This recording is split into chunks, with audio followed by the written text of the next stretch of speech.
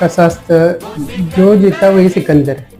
तुमच्या 99 रन्स महत्वाचे नाहीत, 1 रन्सनं शतक पूर्ण होतं. तसं डाऊनफॉल्स येत राहतात, व्यवसायात असू दे किंवा नोकरीत असू दे, फ्रस्ट्रेशन येत असतंय. या सगळ्या गोष्टी चढ उतार असल्याशिवाय जीवनाला पण खरी मजा नाही. बरोबर. आणि त्यातूनच आपल्याला जो टिकतो तोच जिंकतो असं माझं म्हणणं आहे. आणि त्यामुळे शर्यत आहे आणि शर्यत फार मोठी असते आणि आपण त्यात धावायचं काम करायचं असते.